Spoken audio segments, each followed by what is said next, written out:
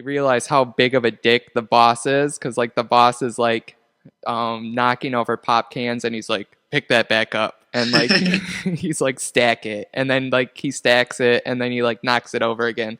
But like these four um, degenerates are like, while we're watching the movie, you find out their backstory, and like one of them was like a soccer player who got drafted to play for the South Korea Olympic team, and while he was practicing, everybody hated him because he was like the new guy there. So like they were like pushing him around and stuff like that. So like he started like fighting everybody, so he got kicked off the team.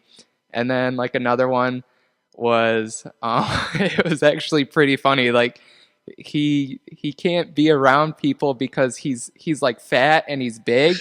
So like he doesn't know what being gentle is. Like he's shows him dating this one girl, and like there's a mosquito buzzing around, and he's like trying to swat it, and it like lands on her face, and he just like decks her. It's like it was pretty funny. Like, you know, most of the humor in this movie was like very slapstick, and like then it shows him with like another woman, and like a guy is like on his bicycle like going right towards her, and like he like pushes her out of the way, and then like it like shows her, and she's like in the bushes, and she's just all mangled and like beat up because he like pushed her so hard. And then it like shows her like in the next frame, she's like in a wheelchair, and she's like all bandaged up, and she's like, I don't think this is going to work. Like, I don't know. It was a pretty good pick for Netflix, but they realized this sounds like it sounds really, really hilarious. I might check that out later. Yeah, they realize that their boss is a dick, so they like turn on him, and they lock him up in like the upstairs part of the gas station. And what they do is they put out signs saying that gas is half off if you pay in cash. So then people are coming to fill up, and they're just pocketing the cash. But since they didn't have the first one up there, I Wikipedia the first one just to kind of see, and the second one was made 10 years after the first one, and it was kind of made as like a sort of like propaganda type film. You know, it was while South Korea was kind of in this little depression, and it was kind of just showing, there was a lot of things that was showing what was kind of like wrong with the government and stuff like that, and especially not only the government, but like the citizens too of South Korea. Like a cop mentions to somebody who's drinking Pepsi, saying like, you're drinking that foreign brand, you're basically putting money into the Yankees' pockets. He's calling him a masochist for drinking Pepsi. And oh man, it shows like, I mean, I see it. We also do the same thing. Like, we buy a lot of foreign things here in America, but like, it also shows how blind we are to it as well, because like the Korean guy, he responds by saying, Pepsi isn't American. Look at the symbol. It looks just like the Korean flag. So, like, I mean, it's funny, but, That is really funny. Yeah. But I guess with that, long tangent being said, I'd like to welcome everybody to Comics Relief Episode 1. Ooh, hello. Ooh, Episode 1, The Phantom Menace. Speaking of really, really awful kung fu-esque movies, Shaolin Soccer is also on Netflix. Oh, I love Shaolin Soccer. I'm gonna have to watch that again soon because that movie is so funny. Stephen Chow is one of my favorite kung fu directors. His films are very funny and very action packed, and it's not a humor that most Americans would get, but it's not, his films, don't watch them dubbed. You have to watch them with the subtitles. Yeah, absolutely. Did you watch Kung Fu Dunk, I think it's called? I didn't watch Kung Fu Dunk. It's so funny. I'll have to check that out now too. Oh, it's so funny. Oh man, so it's been 2 weeks now since our episode 0 dropped. Oh yeah, all the good old holidays and stuff. The good old holidays were. Tyler, tell us what you did over the holidays. Oh man, well, I celebrated Christmas because I don't know. That's conventional in our society, I guess. It's very I, conventional. yeah, I celebrated Christmas. My girlfriend came home from France. That we had a nice little reunion where we see each other a lot, and celebrated New Year's, which was pretty fun. I fell asleep 15 minutes after the ball dropped. um, other than that, I kind of worked a lot. I didn't have a lot of time to do things really. Oh, It wasn't a super memorable Christmas. It wasn't the most memorable Christmas of my life. Yeah, but mine was good. I took 2 weeks off of work to Oh go wow. to go downstate. Yeah, because my family lives 3 hours from where I live right now, and then my girlfriend's family lives another 3 hours from where my my family lives. Oh, that's so far away. Yeah, so I also had to attend a wedding the weekend after Christmas, so I would just talk to my boss. I was like, "Hey, can I just have the whole, you know, holiday season off?" And he's like, "Yeah, that's fine." That's So really awesome. yeah, it's pretty cool. So for Christmas, I spent some time with my family. Saw my brothers. One of my brothers was back from Canada. He's currently studying to be like a brewmaster for a brewery. Did he bring you any beer? He did bring some beer. I didn't get a taste of any of it. It was kind of all like stuff that they make at the brewery college. Yeah. And it was all like Christmassy flavored. I I honestly can't remember the names, but I'm going to be honest. They were like Christmas themed, and they were pretty dumb. I can imagine that Christmas beer generally tastes pretty good though. Yeah, he said like a lot of it had like cherry flavoring into it. So That doesn't make any sense. yeah, and I I do know, not associate cherry and Christmas together. but I associate like nutmeg and cinnamon and apples. yeah, but do you really want to taste that in a beer? Yes. Alright. But yeah, so I went and then I celebrated Christmas down at my girlfriend's house, downstate, and that was fun. It was nice. I bought her a really nice camera for a picture camera for Christmas. Her Nice. and some of her family members helped chip in, so I hope I made her Christmas very memorable. And then her and I went to Chicago for New Year's Eve, Oh and yeah. yeah, it was very windy, very cold. As Chicago always is. Chicago always is. And we basically celebrated New Year's twice because we're from a state that has what is it, Eastern time, Yep. and then we go to a state that celebrates New Year's in a Central time. So it was Yeah. 1 hour apart. So we were watching CNN as we always do with Anderson Cooper, and we watched the ball drop, and then I was like ready to just pass out, and she was like, "No, you got to stay Let's up. do it again. You got to stay up another hour for second New Year's." I was like, "Oh, what is this bullshit? Second New Year's." Oh, that's so funny.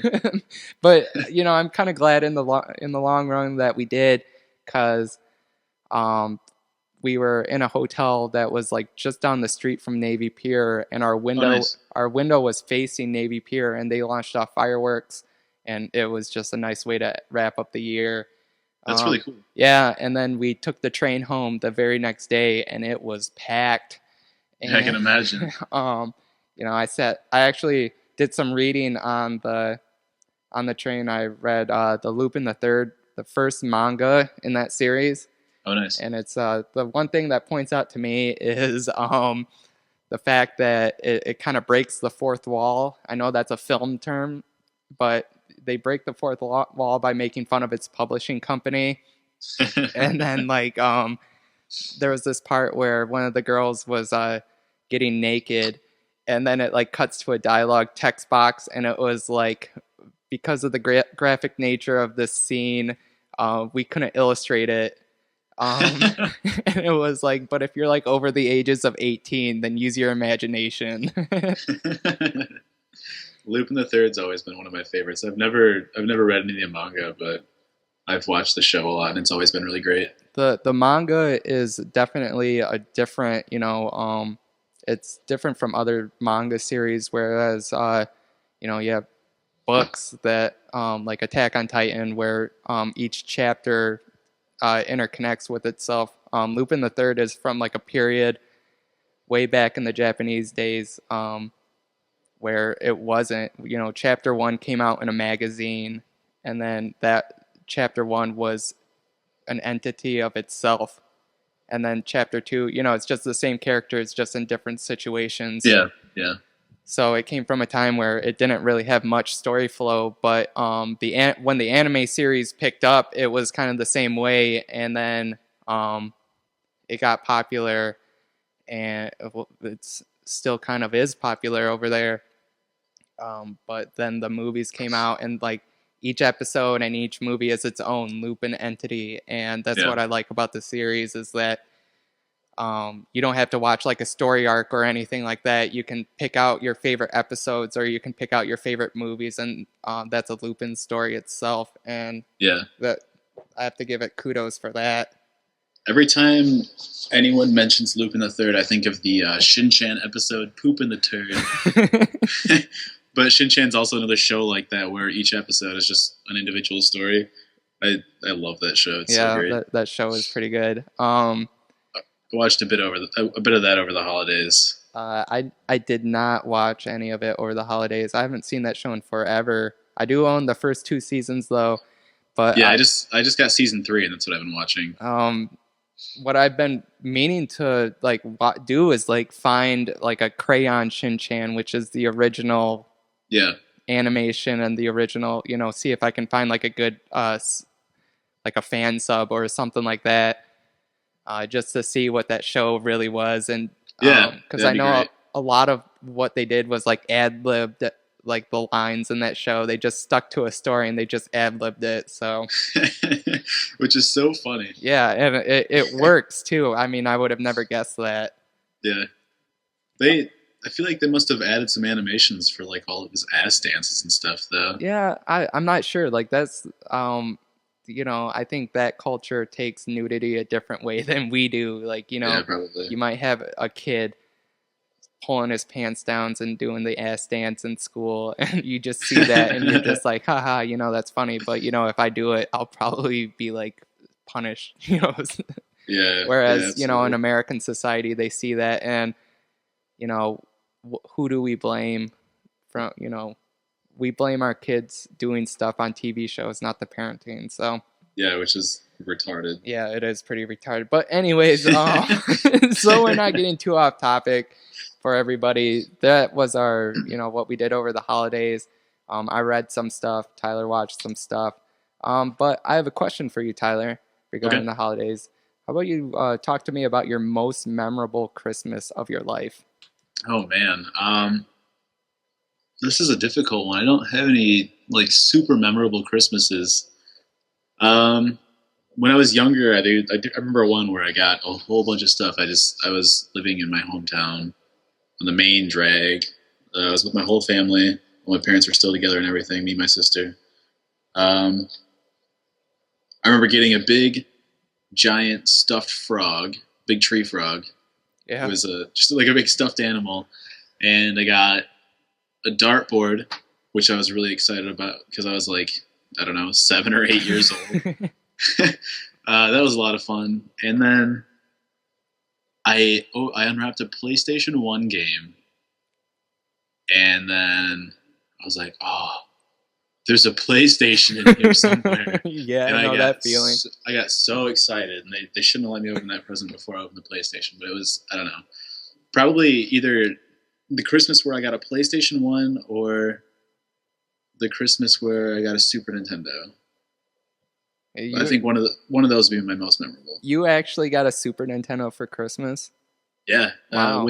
With Donkey Kong Country, Diddy Kong's Quest. Oh, man.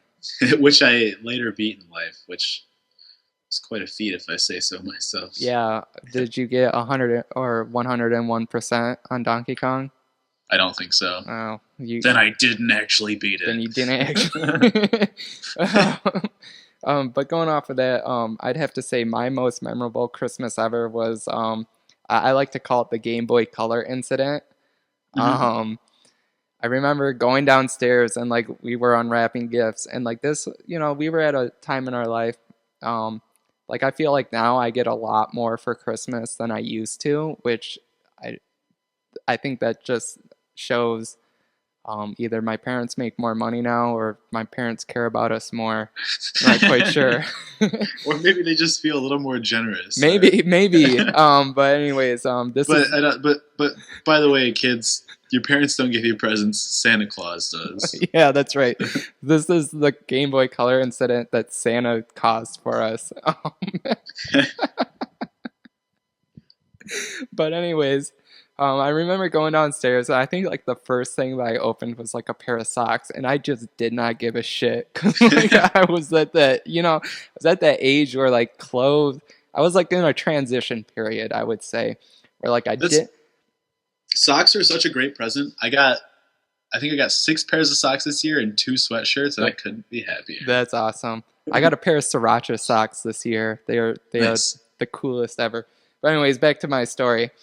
But I was in this transition period where I didn't want kiddie toys and I didn't want clothes. I wanted like the stuff that I knew everybody in school was getting, and this was when the Game Boy Color was very popular and Pokemon was very popular.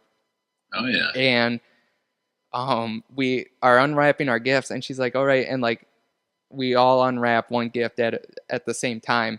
And so like we all unwrap this gift, and me and my two of my 3 other brothers got these Game Boy Color cases, and like we are like, yeah, we got Game Boy Colors. They're Game Boy Colors. Yes, there's one of these presents is a Game Boy Color, and like we are like, oh yeah, and like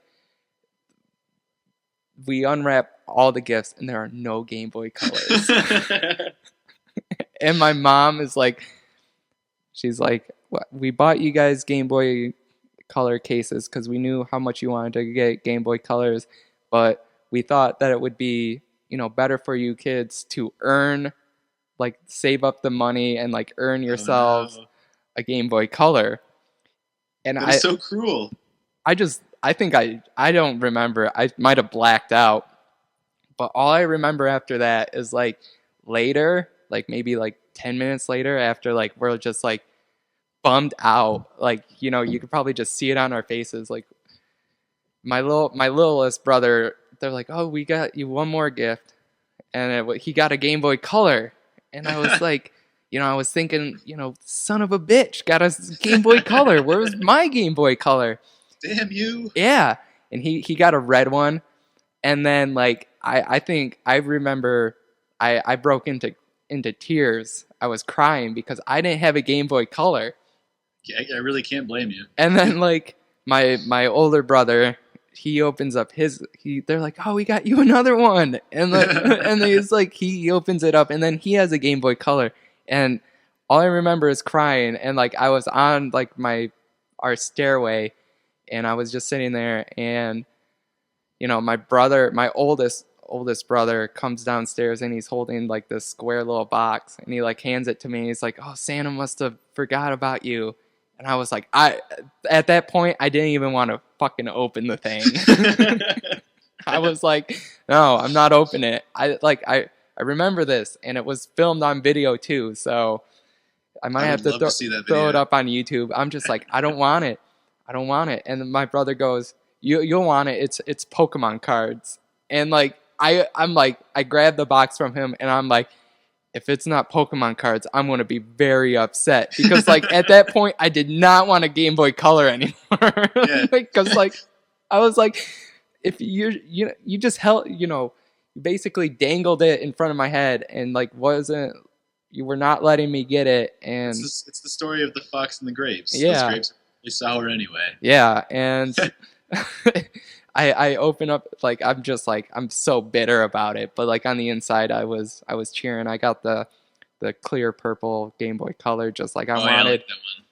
That the exact one that I wanted, and then later we went to my grandparents and I got Pokemon for it. So it was a That's pretty, really cool. I was bitter on the outside, but on the inside, thank you, mom and dad and Santa. That's really wonderful. I can't believe they trick you like that. I think Yeah, my parents. no, I think my parents did stuff like that a few times, but never that extreme. no, it's not cool. I, and you know what's bad is I'm probably going to do the same thing when I have kids. Oh, I totally will. I know I will. Perfect. All right, enough of talking about the holidays, and let's move on to Yeah, the news headlines. the holidays suck.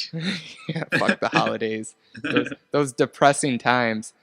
But to cheer you guys up, I don't know. You know who Gerard Way is, Tyler? That's the guy from My Chemical Romance. Yeah, that's him.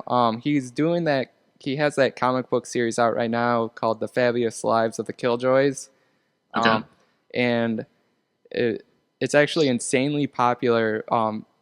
I bought the first issue not knowing that who Gerard Way was. I was like, this looks cool, and so I picked it up. And then like as I'm reading it, I'm like, wait a minute. So like I text like the first lines to my girlfriend, and I go, does that sound familiar? And she's like, yeah, that's like the first lyrics to a My Chemical Romance song. And I was like, fuck, you gotta be kidding me. What is this?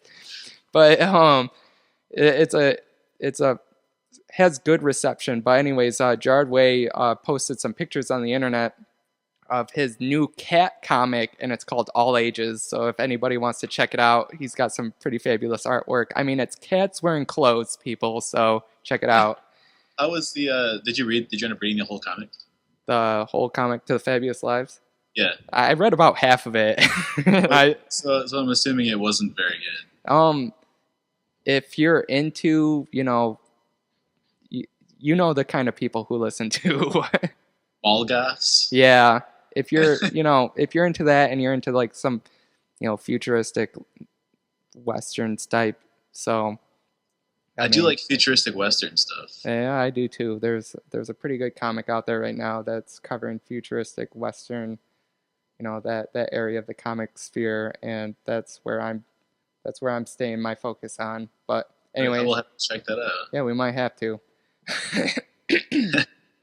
But anyways, moving on. New this week is back in 2011, DC Comics decided to renumbering their comic book issues. So, Detective Comics, they renewed that, and so this is came out today, Detective Comics number 27, and if anybody who's listening to this remembers 75 years ago. That is when Batman was first introduced. Yeah, Batman was first introduced in Detective Comics number 27. And so Brad Meltzer is honoring and modernizing Batman's first appearance. And just reading up a little bit, and I saw some of the panels, and what I was hoping the article was about by modernizing Batman's first appearance was that the comic book was going to be 50 cents. No, that'd be wonderful. Yeah, that would have been wonderful, but that's not the case. It's actually got a price stamp of $7.99, which is fine, really. I mean, it's a nice piece of work. It looks like it is anyway, and people put a lot of time and effort into that, so it's not unfair to pay that price, I think. You're also getting it's a jumbo-sized issue, but you're in an all-star cast, so I think for the artwork and everything like that, you can justify that $7.99 price. But I know you put that out there, and like I know some people in the comic book community who can't justify a $3.99 price tag. Yeah. And to be fair, I think that is fair to say, $3.99 is a lot when a comic book can take about 15 minutes of your time. How much is your time really worth? Yeah, I mean, if it was a weekly that was $7.99 or something, that'd be a little harder to afford. But Yeah, that would be. it's kind of like a special edition. Yeah, So which I'm sure people are gonna buy. It's Brad Meltzer's. It's he's doing the first story of Batman. He's modernizing it. He's you know putting some, I guess you could say, a fresh eyes on it. It's going to be unique in its own way, and with the art and with the all-star cast, it's just going to be a nice collector's item, especially. And if you just want to read it, then and not own it, then you can always wait and buy it on, buy a digital copy online just to read it. But sometimes I don't see what's the point in that when you can actually physically own some of these great works of art. yeah, some people just don't have the room for them, though. Yeah, But it would be really cool to own. I agree. it would be. I will most likely pick it up. I will pick it up in the future if I ever see it in a back issues box. Yeah. I might have to run down to my local shop and get that. Yeah, definitely. But I think just the main thing is like I'm currently right now I'm not buying any issues. I'm waiting for them to come out online. Comics are a lot of money, but this one looks like it's worth it, and definitely if you have the $7.99 and you have a local comic book shop and you like Batman, go out and check it out. Absolutely, I agree. Okay, moving on the list. There's no segue into this, but Star Wars Comics is going to Marvel in 2005, and I Not read 2005, 2015. 2015. Wow, I read that wrong. Thanks for that. Pretty much the same thing. Pretty much the same thing, in a galaxy far, far away. But the original the license holders to the comic books was Dark Horse, and Dark Horse has had it since I'm not even They've had it for a while. They've had it for a long time. But they've been doing some amazing things with it. I'm not particularly one to pick up a Star Wars comic book and read it, unless someone was like, "Oh, dude, they killed Jar Jar in this." I would totally go. I'd go out and I'd buy like 5 copies of that thing. I'm pretty sure everybody who likes Star Wars would. Yeah. I just found that Dark Horse has had the license since 1991, Wow. so for 23 years. Dang. Yeah. Yeah. What a nice run, but for it to switch over to Marvel, and some people are upset. I read some comments from somebody, and they said that Marvel used to have the license, and they just didn't put the right artists onto the comic books to draw the characters that they love seeing up on the screen, where it kind of just felt like the artist and the writer was just missing the Star Wars aspect of it. Yeah. And they said Dark Horse really has been like developing their own stories that are true to the Star Wars universe, and they're sad to see it go. And what I've looked into for Marvel is Marvel already has plans, and it sounds like they're going to be doing exactly what they were doing back when they had the license originally. Oh, no. Yeah, and they plan on just making their own stories with the Star Wars characters. See, I don't really know if I can get behind that. I like what Dark Horse does, following canon and everything, but I guess maybe with the years of experience that Marvel has, they might make something nice. I mean, I hope they do. And especially with all the Star Wars stuff coming out, it's probably going to be under a microscope. So, and yeah, it might be under a microscope, but I think it's just Marvel is under Disney now, and I think it's just the higher up saying we need to cover everything on our bases. So as long as they can keep everything close to home, no matter what.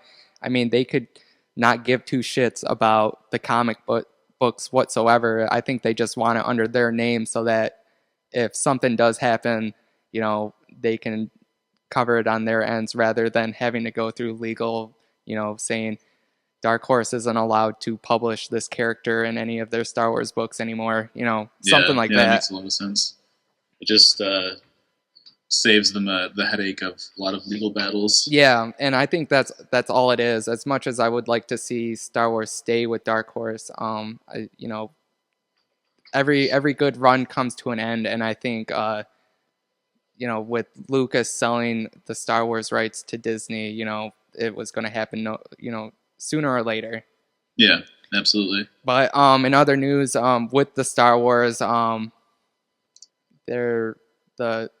Clone Wars, which was a cartoon series on Cartoon Network, which was surprisingly pretty good. It was pretty good. But since Lucas sold the rights, Cartoon Network had to stop producing the show.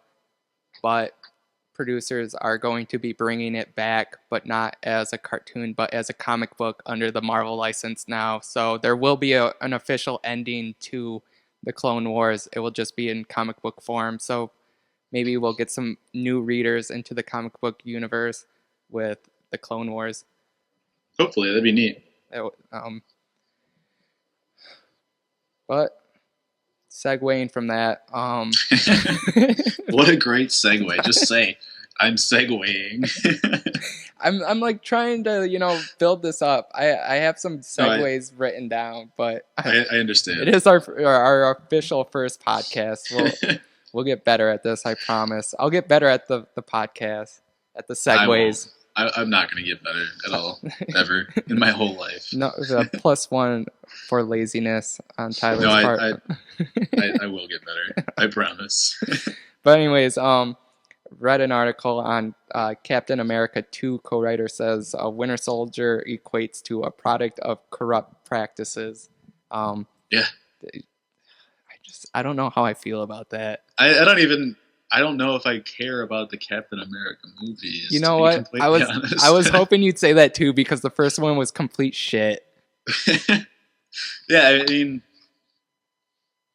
good on him for going after some political stuff, but I don't think that's what comic book movies are for. But I mean, I'm thinking of other comic book movies like V for Vendetta and The Watchmen, but that's what they were. That's what they were originally intended to be. So. And I like reading the article, and they were saying like how they wanted Captain America in the first movie to be timeless, or I don't know what's the word. He had to be dated, like, and they were saying like nobody in like the modern time would put on a red, white, and blue superhero uniform, and I was like, that's bullshit. Oh yeah, just for no reason. Just for no reason. I go to Walmart and I see that all the time. Yeah, that is very true. But no, they did justify it by having a patriotic young man joining the army and or the military and wanting to fight for his country. Yeah, so, and it made it work. It works, and then now they have this product of corrupt practices. All I can think of is like they're gonna like be modernizing like Watergate or something on that level. Yeah. I don't know how I feel about they already have a movie that stars the Human Torch.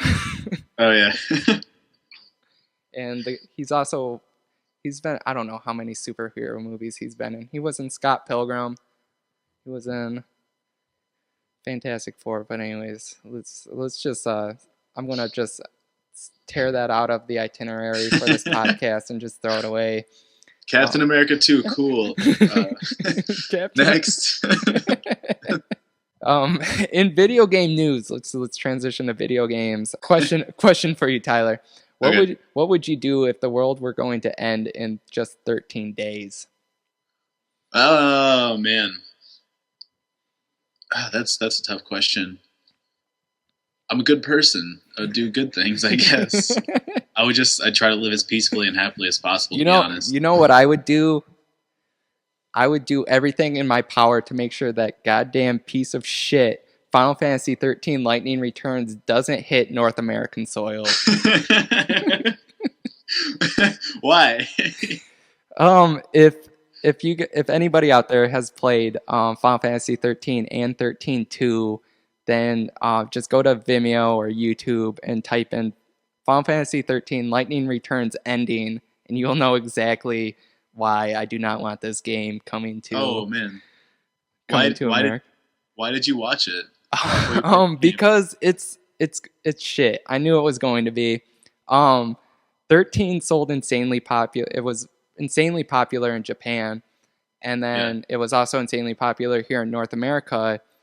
But actually currently playing it. North Americans had a different, reaction to 13, and I had the same reaction where I felt like I was just pressing X all the time, and like people felt like they were writing the story. It was a bad story. Well, no, I take that back. It was a good story. It just lacked serious, it lacked the JRPG aspect to it as Final Fantasy was in the past. It just felt like, too much one button pressing. You were mindlessly just killing things. You felt like a robot. And did you beat it? No, not yet. Oh, I'm not even that far into it yet. I actually enjoy the combat system and everything in it though, but it is not like classic JRPGs, that's for sure. Yeah, but if you play Final Fantasy 13-2, then the gameplay is better. It's not perfect, but it's better. So if you like 13, then you're going to love 13-2's gameplay. I played a demo of it. It was actually really fun. But the ending to the first one, it's kind of like, all right. And then the ending to 13-2, it's kind of like, yeah, okay. And then the ending to 13 Lightning Returns is like, what the fuck is this bullshit? I hate that so much. I hate it when... Oh, man, that's awful. Oh, you just might as well have Lightning in a wedding dress the whole game because... God, oh, come on. I can't... For real? Yeah. She is totally the waifu to all Japanese players. I guess that totally goes against what Lightning is supposed to be. Yeah, like that is her creator's waifu right now is Lightning. But just that's kind of, I don't know. But anyways, talking about foreign games, China actually lifts right today has lifted its video game console ban.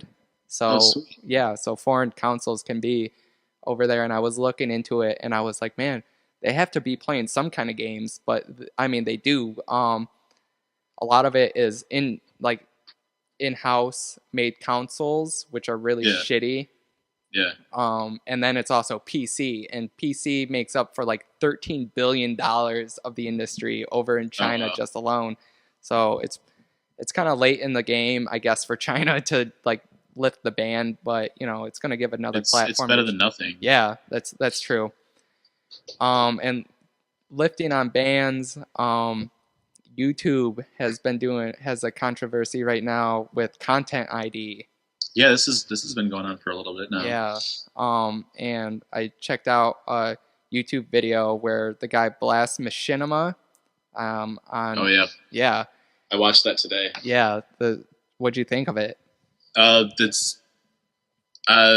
made some very valid points, and he made it sound like Machinima is really not a good company to be affiliated with. Basically, there are two ways you can be affiliated with them. You can be an affiliate, or you can be in like a management affiliate. And if you're just the standard affiliate, they don't give you any legal protection against like copyright laws or anything, which, as said in the video, is the purpose of being under a publisher such as Machinima. Yeah. I think they need to step up their game. I remember, watching Machinima back in like, I don't know how long they've existed for. Would you say we watched them back in like middle school or? Oh yeah, absolutely. They've always been great, and they still produce wonderful content. Yeah, well, I remember my original They're gaming news came from Machinima. Like I'd go on YouTube, watch some Machinima videos, and it would give me what I needed for like the latest PlayStation news or Xbox news, and they were pretty good. They didn't have it was mainly news. And then yeah. this whole thing comes out where people are doing let's plays and they're doing game reviews and they're doing stuff like that, and Machinima just jumps on board and they're like, you know, come make videos for our channel, and you get ad revenue and stuff like that. We'll pay you, Yeah, we'll we will produce. pay you a little bit of money, but we will take more than you will ever get. But that's the thing right now is, Machinima isn't telling anybody what, what Machinima's as every company does. You won't ever know what Machinima makes off of your video.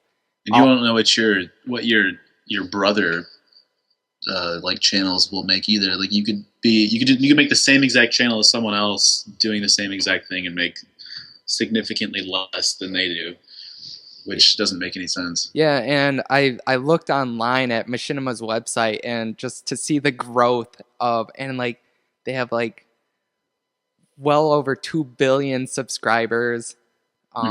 They have I subscribe myself. Yeah, I actually, after watching this video, I unsubscribed. I was actually, it kind of made me feel a little bit sick, to see, to hear that. And like, I know one of my favorite Let's Plays is Two Best Friends Play, and they had a video that they were talking about their old producer was like getting sued, and like their old producer used to work for Machinima, and they were like, God damn, we fucking hated that bitch and shit like that. They were like, she was like the absolute like worst producer that they've ever had. But then they go on to say how little better their new producer is. Yeah.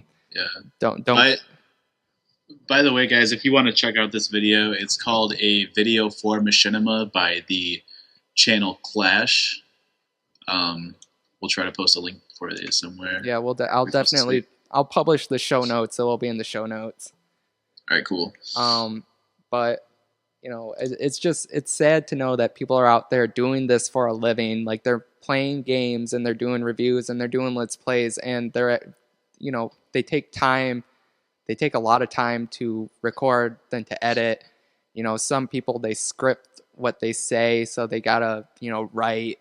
They take a lot of their time, and it's a 9 to 5, hour job basically. You spend 40 hours a week, producing these videos, and they're not getting it's mainly they're not getting the support that they need. Yeah, absolutely.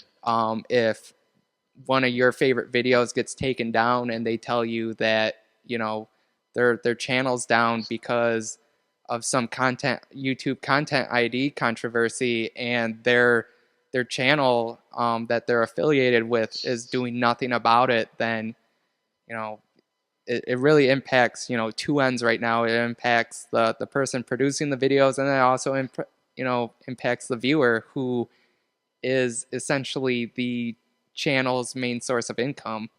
Yeah.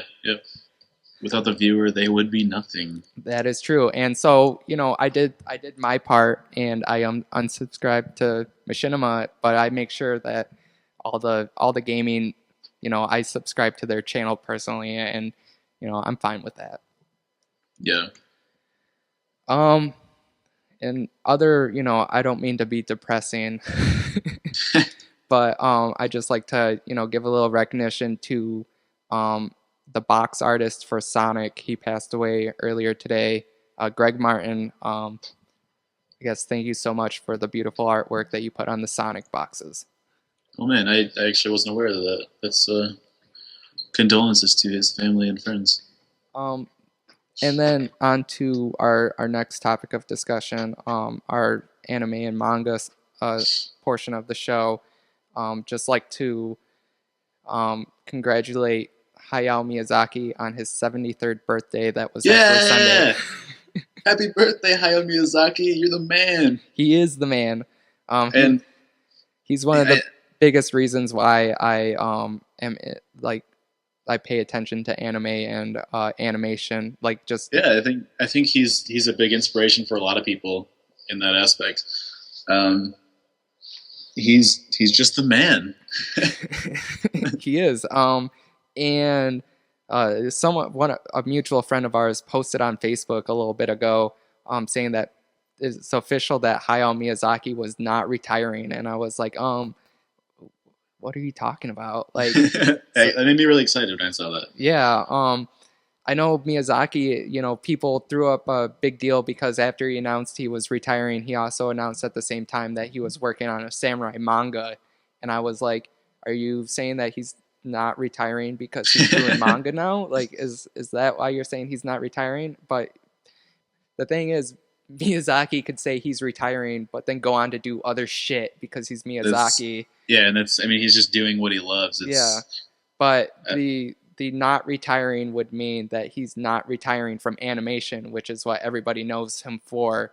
And maybe someone can send us an email or send us something on Facebook just to tell us if this is true or not. But I guess on New Year's Day on a radio show, Miyazaki himself announced on a radio show that he was not retiring from animation. But so. Nice. I mean, well, he's got a movie coming out relatively soon. Yeah. I mean, it came out already in Japan, but we're getting our version in America here pretty soon. That movie is The Wind Rises. Yeah, and I'm really excited to see that. Yeah, that'll be out in February. Should be out in any theaters that feels like picking it up. But I know, I've seen a few of his movies down where you live right now, Tyler, and you won't have any problem going to see it in February, I'm sure. That's really great. I want to take Grace to that. Yeah, that would be awesome. I want to take her so she can just look at me and say nerd the whole time. which is fine. She said it looks pretty good, so yeah, that's good. It does. It looks beautiful, just like his other movies have. And it has Joseph Gordon-Levitt in it. Yeah, he's the man. Yeah, that is. And Elijah Wood. Elijah Wood. He's also the man. He's also. And Martin Short. No way. I'm currently looking at this actor roster right now. Tyler currently has access to a computer with the interweb. Holy smokes! William H. Macy's going to be in it too. That's awesome. Isn't he like the drunk dad in Shameless? Something like that. Yeah. Yeah. I love Shameless. By the way, shout outs to Shameless. Did you watch The Wind Rises in Japanese? I did, and I didn't want to say anything because I don't want to spoil anything, but please don't. It is pretty good, guys. So I always see it in Japanese first, and then I'll see it with the American dub on it. Disney does a fabulous job doing dubs, but I'm a sub kind of guy, so subtitles all the way for me. I actually prefer the dubs, but I like them both. There's something to be had in both of them. So, Tyler, you got to hang out with me more because it's gonna I'll convert you to subtitles. And after this podcast, the first thing I want you to do is go on YouTube and look up Golden Boy. Okay, I will. I'll write that down. Golden Boy, if anybody knows, was an anime series that got. I remember actually picking up a DVD from Blockbuster back in the 90s and watching Golden Boy, being like, "Oh, what's this Japanimation shit?" And like watching Everybody call it Japanimation. It was so funny. Watching Japanimation and watching Golden Boy, and that is the epitome of bad English dubs. Like it is so terrible. But anyways, Tyler, have you seen the anime series Mushishi? I began watching it one night, but I didn't have too much attention invested into it, so I didn't watch the whole thing. I really like Mushishi, and the creators, I think, realized how much I liked Mushishi, so they have you did it, Evan. They have decided to do season 2. So I am actually really exciting. I saw some of the artwork, and it looks as beautiful as the first season did. It's a cool series. I don't know exactly how to describe it, but it's basically about a guy who goes around from village to village, and like people have like weird sicknesses and stuff like that, and like he tells them it's Mushi, and so Mushi is like this uh, entity that nobody else can see except for himself.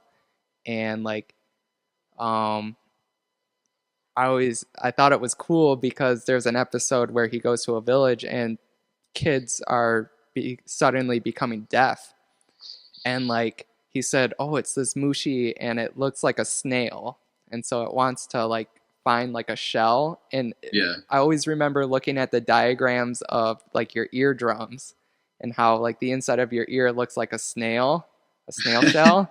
So it's like this mushi is like going in and hiding in the snail shell shape of your ear, Oh man. and it's making like these kids deaf and stuff like that. And so like he helps out the village, to get rid of the mushi and just cure them basically. So every episode is its own episode in itself, but it revolves around the same main character, going and helping out these villages, and like you're discovering what these mushi are, and it's pretty cool. It's not for everyone to say, but it is a pretty good series. Yeah, when I watched a little bit of it, it was very beautiful and it seemed pretty interesting. I'll have to give that a second look. Yeah. And talking of interesting, that's my segue. Staying on the interesting topic, a violent relationship manga, a hit on Twitter. I'll just pull it up really quick. I'm sorry to say butcher your name if you hear me, but artist Soraya, that's how I'm gonna say it. On their Twitter, they posted a what happens next sequence of manga panels, and like the manga was like a couple like doing something. So like, and then he'd post that, and then he'd post another one later, and it was like, oh yeah. In the first panel there, it's got the girl hugging the guy from behind, and it looks like a nice little romantic scene. And then when you go to the second one, it's him in like an action pose, and he's got like his fist out, and she's just flying back, like she just got so destroyed. I mean, like, but not to think that it's like an abusive relationship where a man is hitting a woman. No, but they trade hits back and forth. And it's became insanely popular. Like there's one where the woman is holding out a gift, and the guy is like bending over to like look at the gift, and then in the next panel it's her like kneeing him in the face. Yeah, so I mean, just from the ones that I saw just like this guy hitting her. It looks pretty like domestically violent and not okay, but yeah, but I mean it's blow for blow though, so it makes it more funny. And it's funny because that was the first one that you're talking about that he published, and like that's the one that was like, whoa, like it got so many controversial. It got retweets and stuff like that, and then he started, it's more slapstick, and it falls into a latter category and stuff like that. Yeah. But I'm actually gonna follow that Twitter now. It's pretty funny. If you want to follow that Twitter, it's the handle is at SORASORARIAN.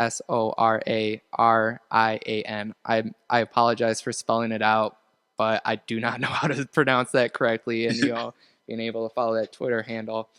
And, you do not speak Japanese. Yeah.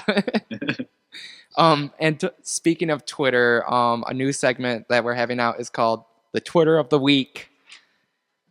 Insert Twitter of the Week music here. do do do do do do. Oh no! I better stop doing that. The copyright people are going to get me. Yeah, Content ID will shut us down. But anyways, Twitter of the Week goes to a man, another Japanese man, and he goes by the name of Hideki Kamiya. Kamiya, my bad. Or something. I can't read my own handwriting. Yeah, it's Kamiya. He works for Platinum Games, and if you're familiar with games like The Wonderful 101 or Bayonetta, Bayonetta's amazing. Yeah, he helped produce those games, and he's a well-known video game producer over there. But I was looking at his Twitter, and I just thought it was pretty funny because like people from like in English will tweet at him, and like he'll respond in English, and his English is like I don't mean to make fun of him, but it's broken. So like it's very short phrases, and I just think they're pretty funny. Here's one. I was wondering if it's more awesome to work at Platinum than other developers. His reply was, "Use your brain." Oh yeah. But anyways, here's another one. What are the forgotten video game franchises you want to return? No idea. That's his response. Oh, here we go. Do you know any good games based on Japanese history? His answer? No idea. No, there was one. Somebody asked him about picking up girls, and he said like, "I love all the babes" and stuff like that, and it was pretty cool. But he's a good guy. Go follow him. I at PG_Kamiya. That's his Twitter handle. And if you Kamiya is spelled Kamiya, and you'll see right there in his description, Platinum Games game designer. Did Beautiful Joe, Bayonetta. Oh yeah, Biohazard 2. Yep. AKA Resident Evil. Yeah. In Japan. Pretty good Twitter. So he gets our Twitter of the week, and then I also have another award. I'm actually doing a watch for Tyler. Last episode was talking about Arrow and his weird neck beard. Yeah. So I decided that every week we will give out a neck beard of the week award. So episode 0 was to the guy who I can't remember his name, but is Arrow. It will just say Oliver Queen. Yeah, Oliver Queen. But this week, it is JonTron from JonTron Show YouTube. JonTron Show is one of my favorite YouTube videos out there. He's got the neck beard. That's all I can say. Yeah, it is definitely a neck beard, and we're not trying to. JonTron, if you hear this, we are not making fun of you. We are appreciating the videos are very funny. The one you put in this itinerary was so funny. It's got David Tennant and Matt Smith as cardboard cutouts. They are so funny. Santa Claus is coming to town. That's all I can say. I'll put in the show notes. You guys check out the JonTron Show. He's great. I was addicted to the first time I ever watched one of his videos, and then I watched them all. So it's good stuff. That currently ends our What's in the News and Awards segment. So we move. I just have a brief bit of news. Oh, possibly. I don't know. I'm gonna look something up real quick. I've been seeing stuff about Team 4-Star again lately, but I haven't looked into it at all. Have you heard anything about them lately? What's this Team 4-Star you talk about? The Dragon Ball Z abridged series. Oh my god, they're so funny. Look, a Pokemon. It's a Chaozu. Man, this podcast is going to turn into just us quoting Team 4-Star. So are they making new stuff, or what? Have you heard anything about that lately? I haven't been paying attention. Usually what I get is through their Facebook, and okay. I'll see them. Like the last thing I remember was them posting that they did a new episode. So that's so exciting. So the latest episode is episode 37, Catch Me If You Can, Droid. And that is up on their website, team4star.com, right on the homepage. That's awesome. Yeah, it's funny that you bring up Team 4-Star because not only was I into watching the Dragon Ball Z the abridged series, I was also into watching Yu-Gi-Oh! The abridged series, which is also so funny. Which was such an easy show to make fun of because it's not good. It's not good, and like I'm sad to admit that I watched the show, and for like the brief moment that I watched the show, I was also into the card games. So like as I started watching the show, I like after one episode, it's like, yeah, I guess I'll get into the card game as well. But then it's like as I progressed, it's like I realized, that this is something I got to get rid of.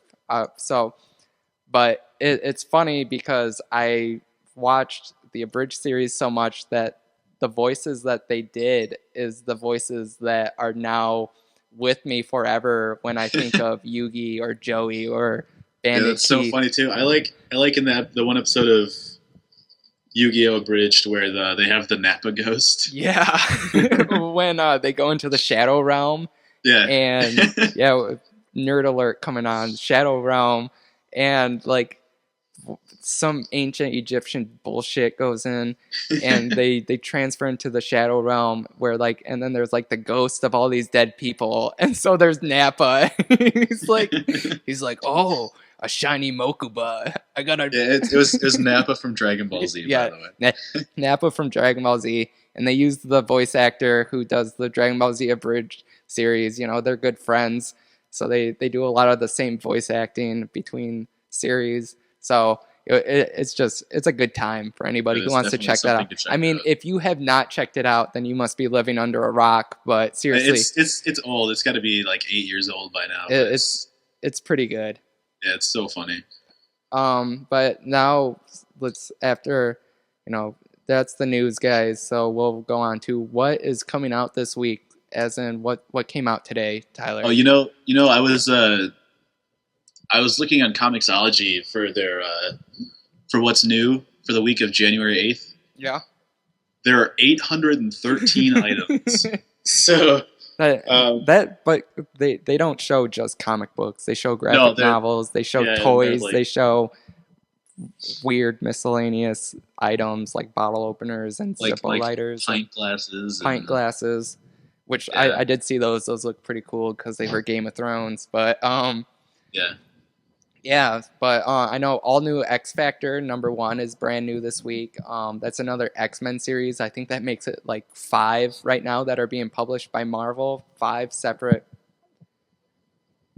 all new X-Men, bullshit that's out there. Yeah. There's a new Walking Dead that's out. I'm not quite sure what's out right now. From Boom Studios, we got a new Adventure Time. It's Adventure Time Flipside #1 of 6. Which their miniseries have been promising. They did a Fiona and Cake miniseries, which was 6 issues. They did Marceline and the Scream Queens, which was pretty good. I got those 6 issues. And then they did Candy Capers, which was another 6-issue miniseries where Finn and Jake were missing. Actually, I think they were on vacation. And the whole world of Ooh freaked out and got my favorite character, who was Cinnabon, and Peppermint Butler. They were on the case to find where Finn and Jake were at, and I just have to say it was illustrated by a phenomenal artist who is doing something for us.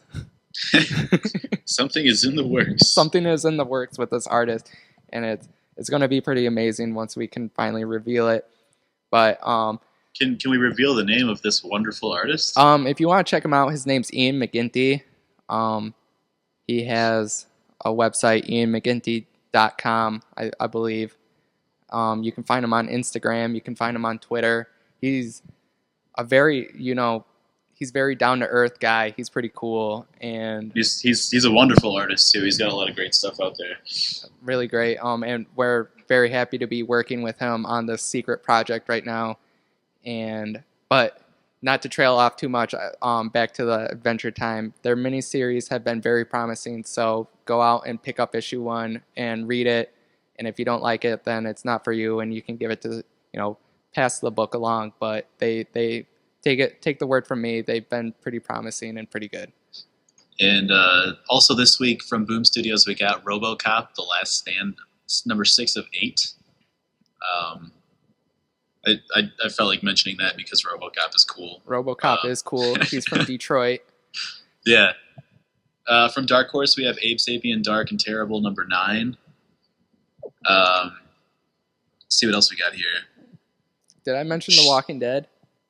You sure did. Yeah, okay. Everyone go out and buy The Walking Dead.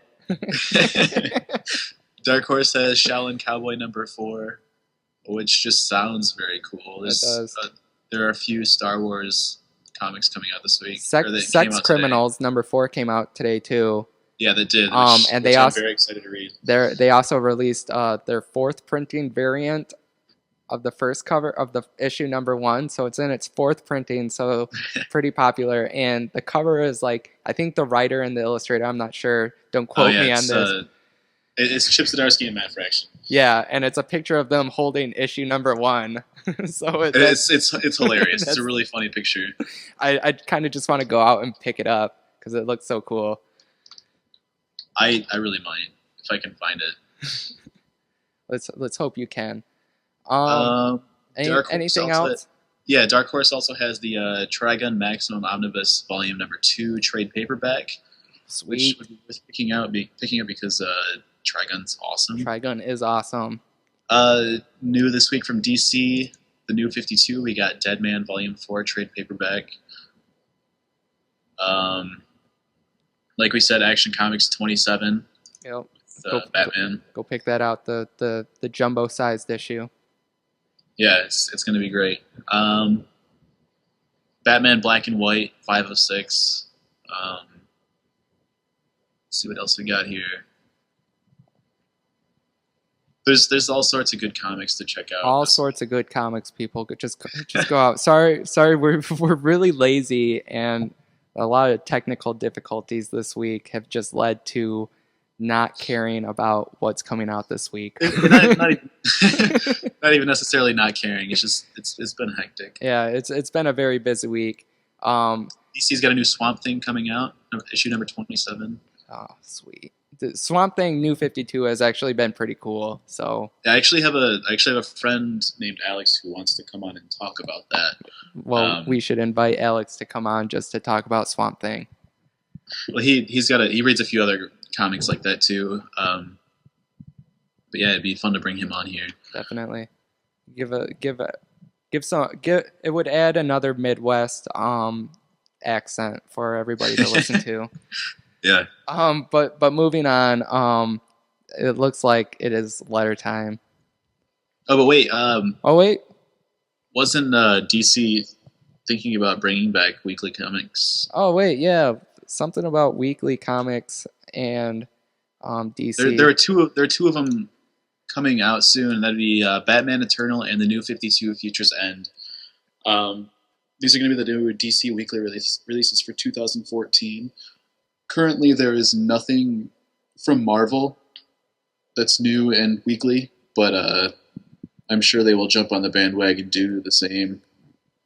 Yeah, and the way it looks like with the new with Marvel, anyways, jumping on the bandwagon is people are speculating Peter Parker to make a return to the weekly comics because they brought him back for a 6-issue miniseries titling each one 700.1, 700.2, and so on. And so people are speculating, thinking that Marvel might be thinking about bringing back The Amazing Spider-Man as a weekly special. Who knows? We're just speculating. It would be really great, I think. It would be really cool. The movies are picking up, so the comics are picking up too. Superior Spider-Man is a good Spider-Man right now, but people were really... clearly he's superior. Yeah.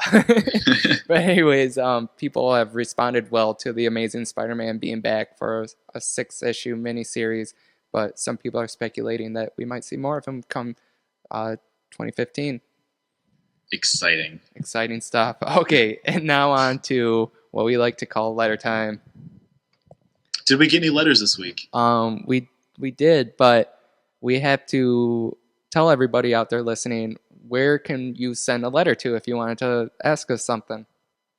comicsrelief@gmail.com. What's that again? comicsrelief@gmail.com. You hear him, everybody. If you want to send us a letter, if you want to say, give us a shout out or anything like that, just feel free to send us a letter to comicsrelief@gmail.com. And our first letter comes from the Gmail team saying, "Hi, Comics Relief. We're hoping that here's all the features of Gmail. Sign, the Gmail team." And that's nice. it. That is really exciting. That's all we got. I'm very happy that Gmail took the time to email us to let us know how to use our new inbox. Let alone our fucking followers and listeners. Don't do that. I'm just kidding, guys. I love you all. Yeah, we have to earn this. I understand. Yeah, we do. We can't just be out here begging for letters. They will come. If But you please write us letters. since that's our letter time. Tyler, what are you doing this week? Uh, you know, I'm gonna read some comics. I'm gonna read Sex Criminals #4. I just got a PS Vita. I'm gonna play that. Oh, I, sweet. I traded my Xbox for that because I don't ever play it. That's a good trade. It is. It's a great trade. I am going to try to fix my microphone as soon as I can because there's a loose solder point in there. What else will I do? Oh, I'm going on a date tomorrow. Oh, a date. Yeah. My girlfriend actually just texted me while we were recording this podcast and said she's taking me on a date tomorrow. Nice. She hasn't told me anything about it yet, but I'm excited. I just What do you got going on? Before I tell you what's going on, I'm going to add a new segment, and that's going to be Independent Comic Book of the Week. Oh, sweet. And I'm sitting here looking at some comics that I picked up in Chicago, and so this comic, this award goes to. I'm sorry if I mess up your name. I'm really bad with names. If anybody didn't know that already, but it's Julia Vondeber. And I've checked her out. You can check her out at juliavondebur.tumblr.com, and that's Vondeber, as in VONDEBUR, .tumblr.com. And she had three comics in there in this comic book shop, and she writes poetry. And she took a comic book class, drawing class at the art college that she's studying at, and so she mixes her poetry with comic books, and I have to say they're pretty phenomenal.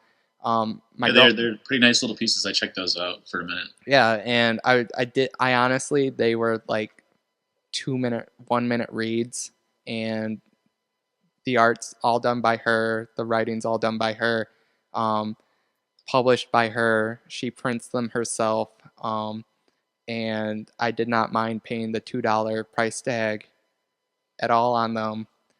And because they're pieces of art, just to let everybody know. I wouldn't even call it, they're a comic book, but they're more of a piece of art. And then they're also there's poetry mixed in with it. So you got like three mediums coming together to make this, beautiful thing. And she gets our Independent Comic Book Award of the Week. So everyone check her out, Julia Vonneber. 3 comics. You can order them through her personally, or if you're in the Chicago area, you can pick them up at Graham Crackers Comics. Cool.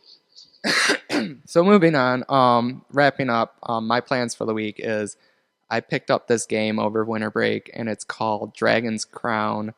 Oh yeah, I was actually checking that out. How is it? I've been addicted to it. I beat it it's a side scroller RPG. It's also cross-play with the PS Vita, It's isn't also it? cross-play with the PS Vita, and it's got great artwork. And I did co-op with my family, and they were kind of like, whatever. And then I did co-op with my girlfriend, and she's kind of like, oh, whatever. And she's one for beat 'em up games, but she's just kind of like, this is dumb, But when I got back home, I played so much of it. I beat it on normal mode, and I beat it on hard mode, and now I'm on insane inferno mode. Nice. And it's good. You got to check it out. If you have a PS3 or a Vita, then it's a must to own right now. I think that I'll pick that one up pretty soon. If it's cross-buy, that'd be really great, and I could have it on my Vita and my PS3, but I doubt that it is. It is. Is it? I think they did a patch or something like that where you might have to look up more info on it, but I'm pretty sure that Dragon's Crown was announced that it is cross-buy, so you can just buy it on one and have it on the other.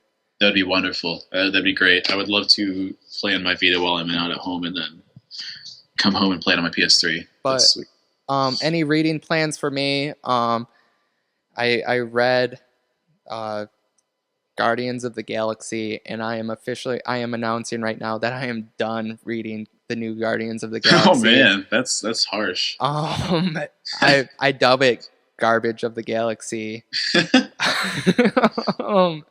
But it just they brought in the Marvel Infinity, and I just lost interest in it. You have to go out and buy other comics to see where it ties in so that it fits the story. So it's not like a one shot where you just buy the next Guardians of the Galaxy and then you get the full story. That's really unfortunate. Yeah, and then I saw some reviews and some panels for the next one, and I'm not impressed with the art and I'm not impressed with the story, so I'm officially putting that on hold until others. But so this will give me time. I have some graphic novels that are backed up. I have The Girl with the Dragon Tattoo, which I plan on reading. I have Scott Pilgrim now. I read the first Scott Pilgrim, so I'm gonna go read the rest of them. And I also have books 1 through 4 of the Akira omnibus, so I'll be reading those as well. I would love to get those. Yeah. I picked up the first one for $1 on abebooks.com. If anybody wants to, insane. That's so crazy. Abe Books is a great website to go and find used books. You know, if it's not that popular of a book or that new of a book, you might find it for $1 and then plus shipping and handling. But yeah, then I found the other 3 at a comic book store, and they were selling it used, and I couldn't pass it up for the price that they were selling them at. So I bought the 4th. I could have bought the 5th, 6th, and 7th. I believe there are 7, but they're just out of my price range. These things are pricey. Yeah, they're really big books though too. Yeah, so it's understandable. They're big and they're really good. So I got those to read, and I have other books that I plan on reading too. But other than that, that and work, that pretty much sums up my week. Yeah, it's gonna be a fun one. It's gonna be a fun one, and I promise you guys that we'll start being more prompt and on time, recording these on Monday and getting them on Tuesday. We really just got to get into the groove of things. It'll pick up soon. Yeah, I just want you guys to know this isn't our only job. Yeah, we are busy folks. So yeah, we're pretty busy, but we'll get them out to you. Don't you guys worry. I guess with that said, hope everybody enjoys their weekend. Had a wonderful holidays. I hope it's the best week of your entire life. Yeah. And then I hope next week is too. And I hope that your holiday was the most memorable. And maybe if you have some memorable holidays, share them with us via email. Maybe we'll read them on the air or something. That'd be really cool. Yeah, that would be really cool. Hint, hint. Wink, wink. But I am Tyler. And I'm Evan. This has been Relief. This has been Comics Relief. See ya. See ya.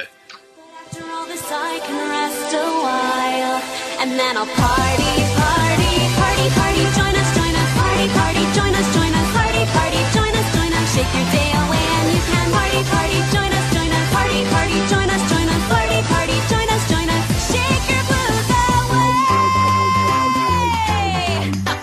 Yo, reggae vacation on. This body's shaking and it ain't just shaking me. I see that smile you're grinning ear to ear. Sing this song and you should really sing it clear. Just sing along with us. Party, party, join us, party, party, join us, party, party, join us, shake your day away and you can party, party. I can't.